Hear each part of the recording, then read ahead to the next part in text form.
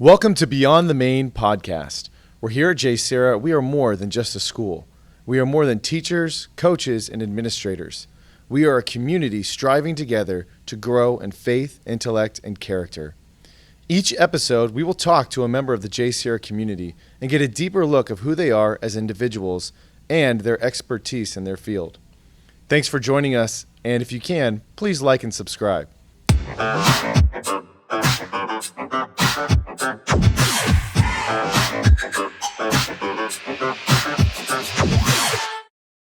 All right, everybody, welcome to episode 5 of Beyond the Main. We are joined with an alum, Zach Fiedler, graduate of 2016. Zach, welcome. Thank you. It's fun to be here. I love it. What's it, I just saw you walking outside. Is it like what's the feel like being back on campus? It's kind of funny. There's some stuff that have changed. I mean, there's solar panels in the parking lot now. It hasn't been that long, but it kind of has. Yeah. But it's just fun to be back. Yeah. It's funny too, because I remember when I was in high school and I came back for the homecoming game, I looked at everybody and I was like, man, these kids are so small. Yeah. I don't know if you get that vibe.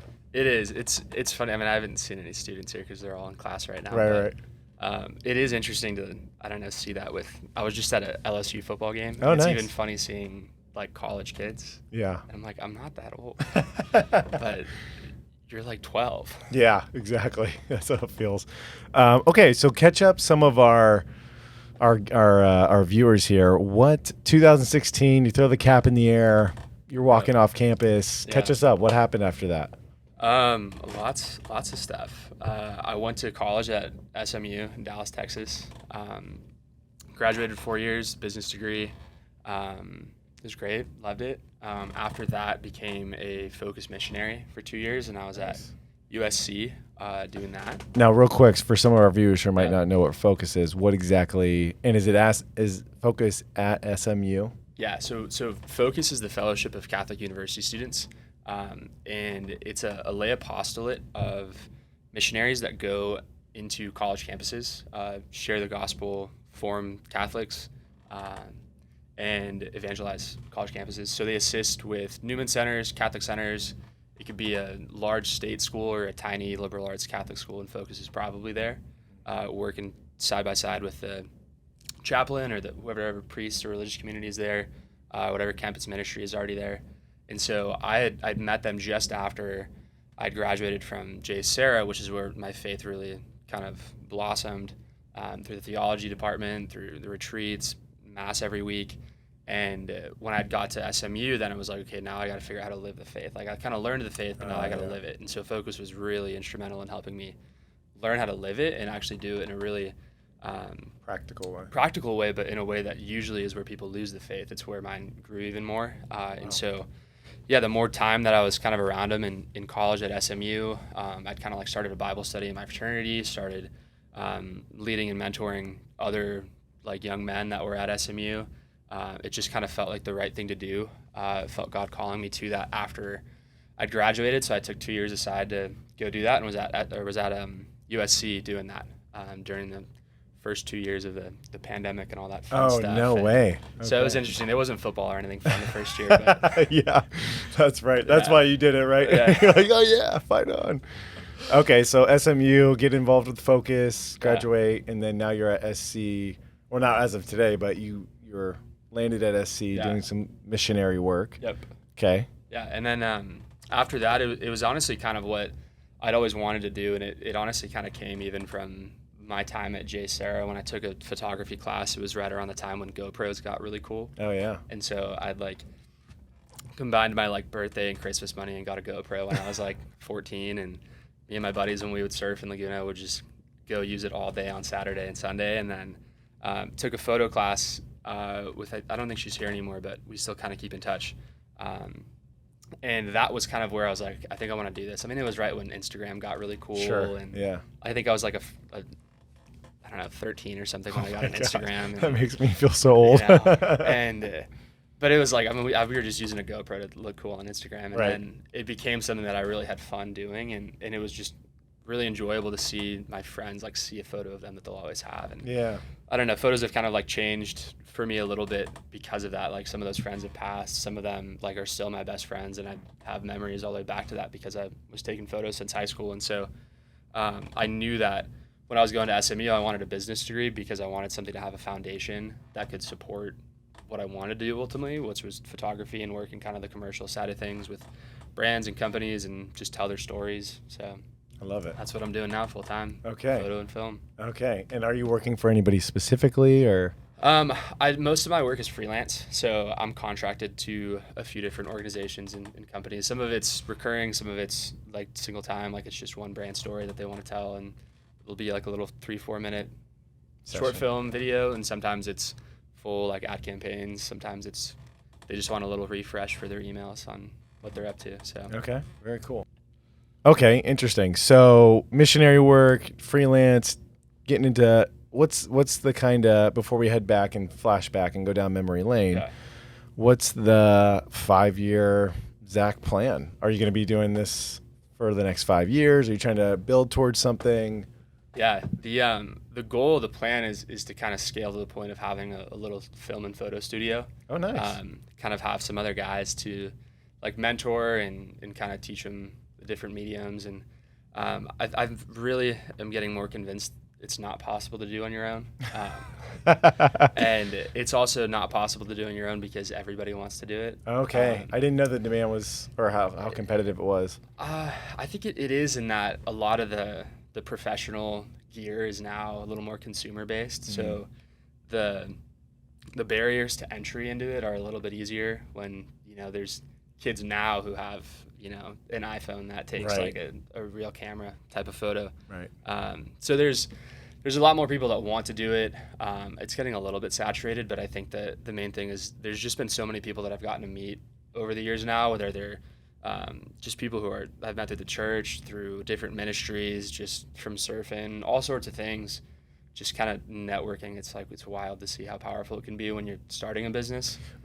Yeah, and it's interesting too because you're going through the change in culture where this is like really, really big right now, right? Yeah. The media world, the social media world.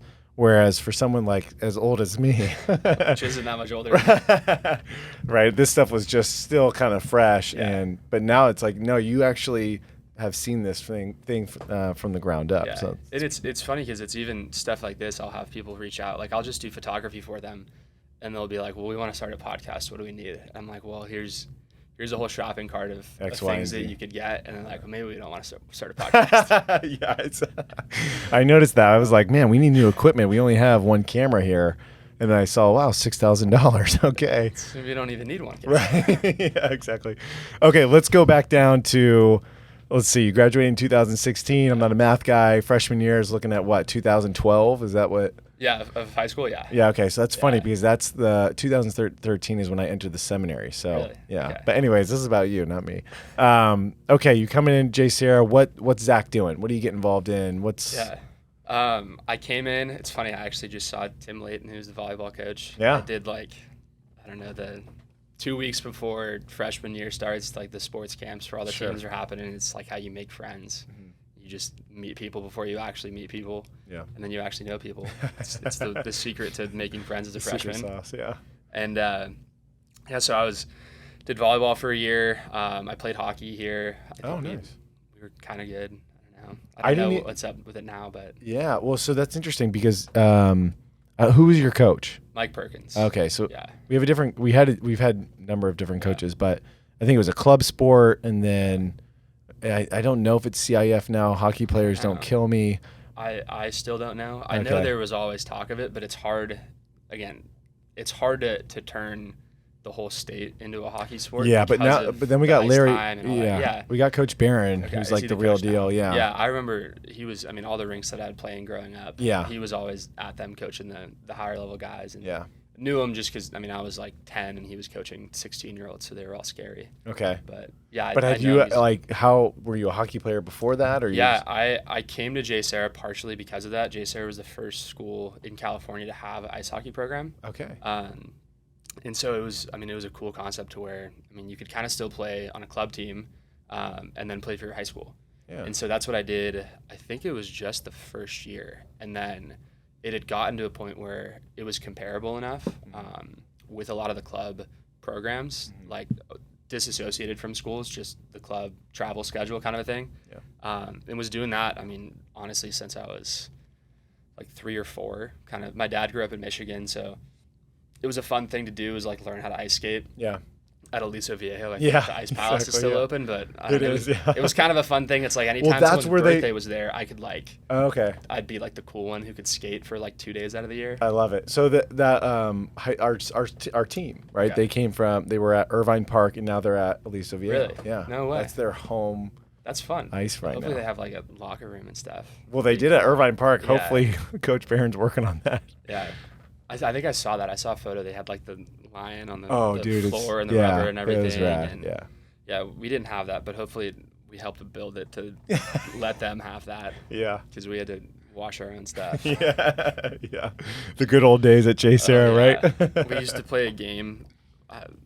We can edit it out if we can't say it, but we used to play a game where we'd like just chuck tennis balls at we would like warm up with tennis balls and stuff.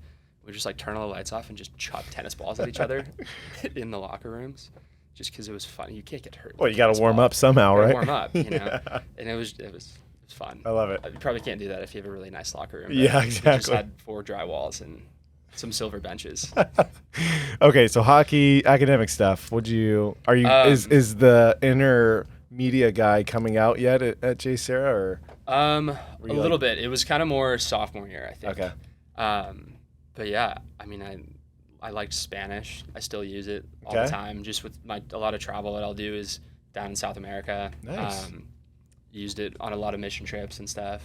Love Spanish still. Not fluent, but maybe Senor Williams and I could still catch up a little more in Spanish. But which he left, by the way. Did he really? Yeah. No way. He was here for so long. He's in Nashville as of this year. Wow. Yeah.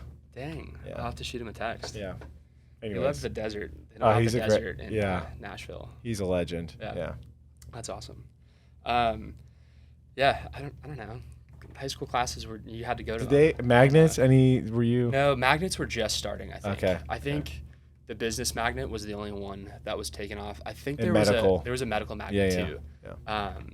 I wasn't in either of them. Didn't really know what they were. I did, Sure. but I was like, and have only to take classes anyways. Yeah, and only like a 30% of our kids take it right, as of now. Okay. So you mentioned a couple of teachers. Yeah. I'm sure you bonded with some of them. Who were some of your mentors? Who were some of the people that you really looked up to here at the school? I think a lot of them, honestly, I hope I don't hurt anybody's feelings, but a lot of them were in the theology department. Oh, yeah. Between Zach Eckert and Pat Reedy, and even the ways that Rich Meyer would come and help on retreats and just catch up and be a resource, especially as I got older at JSerra. When I was more like senior year, it was great. I mean, he would just invite me over to lunch in his office, and we would just catch up and talk about the faith, what it meant to be a man, what it meant to kind of grow in it. I think senior year I was in Caritas Christi, which was amazing. I mean, I don't really remember what we did besides help with stuff. Oh yeah, but it was awesome. And yeah, I don't know. Classes were great. Yeah. Teachers were always awesome. Yeah. But I think it was the theology department that kind of really left a lasting impression on me. I love that. Yeah. Was there any, talking about lasting impression, was there like a highlight or something super impactful where you go back to other than the tennis balls? Yeah. Yeah. I had failed freshman year theology class. And Get out. Oh my gosh. Yeah. See, folks, it is possible. I had to do summer school for it to remediate it. Oh my gosh. And it was like, how ironic. It was legitimately because I just didn't do the homework. Okay. I was like, I loved sitting there in the classroom, hearing stories. I think the teacher who had taught me my freshman and sophomore year, now she's at St. John the Baptist in Costa Mesa. I think she's just with kindergartners. Yeah. She was the sweetest. But I was just like, I don't need to do the homework. I can just pass the test and you're like, come on, by. I know theology. I was a good student, by the way. Hopefully I know. You know, teachers' names. I mean, SMU's not the easiest school to get into, so you made it alive. Yeah, made it out, even with a failing grade. So high school isn't the end of the world if you know. That's actually a really good point. I'm glad you brought that up, right? Because there are a lot of parents where it's like, even a B-, right? They're freaking out. So here's living proof, folks. I mean, nobody knows what anybody's GPA in high school is. Yeah. I mean, there's people with like 5.0s and acing SATs who don't even get into Stanford anymore. Right. Right. So I don't know. We can talk about more of it later. Sure. Yeah, it was, I failed that class spring semester, freshman year, had to go to summer school. And it was actually because of that class that I had to it's not that this was like torture, but I had to sit there and read a theology textbook. And the theology summer school class at the time was every year, like first through fourth year of it, we're all in the same kind of room, and you were just kind of like reading your textbook, taking a quiz on it, writing a summary kind of a thing, and then like there would be a test that was for kind of each grade level based on what the curriculum was for that level, because there weren't enough kids who failed theology to have their own class in summer school. So, but it honestly, it was really interesting because it was only like 7 or 8 of us. Sure. And we just got to ask questions most of the day. Like if we weren't just kind of like reading and like studying, we were really just getting to ask questions. And interesting. The teacher at the time, I think she wasn't a substitute, but I don't know if she was full-time, but she was actually my friend's older cousin. And she was like just out of college, and like really interesting to hear how she would talk about her faith. It wasn't just textbook. It wasn't just the intellectual side of the faith. It was really, I mean, this is why it makes sense to live it. And it was a new lens that I had never even heard kind of growing up. My family didn't really go to Mass besides Christmas and Easter. Now we all do, but it was really that summer school class where I was like, this is important. And it wasn't because I was like forced into having to sit there, but it was the more that I actually had to sit down and think about it and think about what would this mean for me if I lived this way? What would it mean if I lived without this? And it kind of moved me into the next couple of years, like really genuinely taking that class seriously in terms of like when we would go to the chapel and pray, actually praying. Yeah. Like when it was, Mass on all school Mass on Wednesdays, it was actually wanting to be there. And just kind of like talking about it with friends at the lunch tables, Oh, wow. Just being like stuff that we had heard or talked about, or I don't know, maybe we were just kind of like wannabe like poetry society, Dead Poet Society, just philosophizing or whatever, as a 12-year-old, 14-year-old, whatever. Yeah. But I don't know, that was, I think, one of the things that really did it, was kind of taking it out of the classroom, was having to talk about it during the summer. Yeah, it's so funny you bring that up. We had people over the house, I think a couple months ago or whatnot, and they were Sarah's friends, so they're, I don't really know them that well, but one of the guys was just like, you remember in high school, you go to the jacuzzi or you're grabbing a bite, and it's like, and the conversation's about sports, and then it's about girls, and then it's about the deepest questions of reality. It's so funny how that at a young age, totally. We are still really open and thinking about these complex things. Yeah, absolutely. And especially in theology, like these topics come up that really kind of give you a different perspective of life. Yeah. And it honestly, like I owe a lot of it to my friend Ben, who, I mean, like we would sit in the parking lot after class and just kind of like listen to music and just talk. Yeah. And it would always go that direction. Yeah. And we're still super close. I just got to stay with him in Dallas for a weekend, and I mean, he's got a baby and they're on the way. And who's this? Ben who? Ben Joseph. Okay.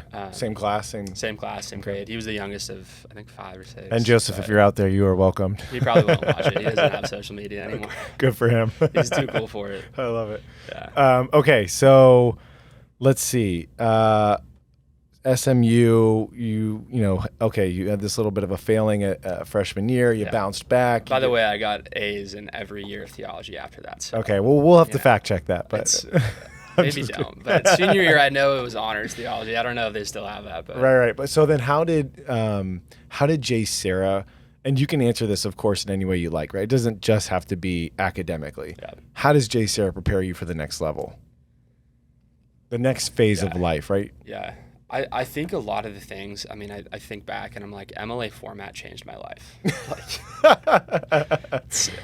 In some ways, like, that's a joke, but it's also like Times New Roman font 12 is the only thing I ever use. Like, I think the notes you sent me were also Times New Roman font 12. Yeah, that's kind of the way I learned too. And, hey, I'm all for some type of standardization, but no, it really was, I think a lot of the situations that we were kind of like taught how to think and like process things, things that, I don't know, like you kind of like, I don't know. I really do like the social side of JSerra. And I don't know, there were a lot of things that just led to being comfortable by the time I got to college. Yeah. Like confident in, beliefs, confident in maybe like skills that I learned or ways that I was taught. A lot of things that I think were kind of the extracurriculars that get encouraged a lot at JSerra were the things that ended up forming me the most. Well, it's funny too that you said that, right? You were confident in who you were. Yeah. Like there's something about you that you were formed well enough that in college you weren't like, all right, let's see what happens, right? Like you actually had an idea of, hey, this is who I am. I can be my authentic self and I don't have to just kind of try and fit in somewhere. Yeah. Yeah, I think so. And it's funny, I was like thinking about it driving over, and it's like at lunch there was always like I don't know, everybody sits in the table of like what sport you played or like what still today. And so it's like that's the first filter of where you get to sit, and then if it's not that, then it's like, okay, you're in this like who am I? Yeah, magnet kind of thing, and then it filters out. But it is interesting how it was like, I don't know, that it was kind of there, but in a way it's kind of like you get comfortable in that way, but you also have like the freedom to like step out and like take a risk and meet new people still, and you're not stuck sitting at the same table all 4 years kind of a thing. It's I don't know if it's still that way or not, but I mean sports were one of the really cool ways where you could hang out with people that were older and younger than you. And it gave you a chance to like learn and be formed by people older than you and like respect them and listen to them, but it also gave you an opportunity when you got there to lead other people. And I think that really is crucial for, it's not just like, oh, you got to play sports to fit in or to be fit and in shape or to get your, check the box scholarship. On your, And it really was an opportunity, I think, for like learning how to be mentored and to mentor other people, just as a student. Oh, I love it. Yeah. So I don't know. I look back to that a lot, even if, I mean, like I didn't play college sports. I was like going to play on the club team for like 2 games and was like, this isn't fun anymore. Like it's not competitive. So I don't really want to do it. Right. But it was fun. Like, I mean, it leads to a lot of different things that I think it was, I don't know, the foundation of what maybe like the philosophy of JSerra athletics at the time, and they probably still are. Like, it wasn't just you need to win. Like, we need to be the best. Like, we're good still. Like, I'll kind of check in on, how the football team's doing or other sports and stuff. Like, I think I see the baseball team like wins CIF like every year still. And like, they were still doing that when I was here. And it's not just that, and I mean, most of the people who get to college, like everybody was somewhat good, at the sport that they played. But you get to college and it doesn't matter. Yeah. And you get to college and your grades don't matter anymore. Yeah. Everybody else had the same grades. You leave college and, everybody's back on the same level. Nobody knows what your GPA is. Right. You get the first job and nobody really asks questions about it anymore. It's not to say that it's not important, but I think it shows there's more like there's so much more, and there's so much more to life than just athletics, grades, extracurriculars. And that was something that I think my parents gave me a lot of freedom in. Like, I didn't have to do anything, but I was always expected to, whatever I did do, I had to like do it to a level of like excellence, where it wasn't like I had to be perfect, but it was like I needed to actually try what I was doing and not just like show up. Yeah. A lot of it was more like, hey, you might not be the most academically inclined, but you're going to give an effort. Yeah. Right? Yeah. And the effort was always there. Yeah. Hopefully, besides. Well, after freshman year. Yeah. Right? Yeah. Just kidding. Okay. So you've got, I feel like that really leads us into the next question, which is. Put my transcripts on it just so. Like a little flash. Yeah. Air it out. We'll let people know. Yeah. You've got, I ask this question every time to alumni. You've got the whole JSerra student body in front of you right now. Is this live? No. Okay. This isn't the line report? I'm asking you to imagine. I signed up for the wrong thing here. I'm asking you to imagine this right now. You've got the whole student body in front of you. What's something that you're going to give the student? What's the advice? What's the Zach Fiedler, like, hey, here's my 2 cents. Here's my song and dance. Uh-huh. What are you telling these kids? I don't know. I don't know how people teach high school or lead retreats. Well, you don't got to, I mean, hey, you don't come off like, hey, you got to do the ideal thing, but like you've been through it before, right? Yeah. I think, I don't know, it kind of floats into what I was saying before of like, you got to know what you're willing to live for. It's like, you got to know if this is your foundation, if this is what your values are, then you got to live that. And if that's going to be the case, then you also need to know like why you're right or why you're wrong, because people are going to try to change you either way. They're going to either like support you or they're going to try to like pull you away from it. I think especially as you like leave high school and go into college, it's that. And then I think seeing a lot of my friends now who have been out of college for a little bit, they're questioning it now more. Like they're looking at their faith, they're looking at what they're doing, and they're like, is this really how I'd want to raise a family? Or this is how I want to raise a family, and this is why we're doing it this way. And so I think that's something that, you know, it's one thing to say like, yeah, you got to be firm in your beliefs and not let anybody change your mind. But it's also, especially even if it's things of the faith or anything intellectual, it's like you got to be open to hearing what the other side's going to say and like actually weigh it out and see, you know. And something like the faith, it's like nobody's ever disproven it, you know.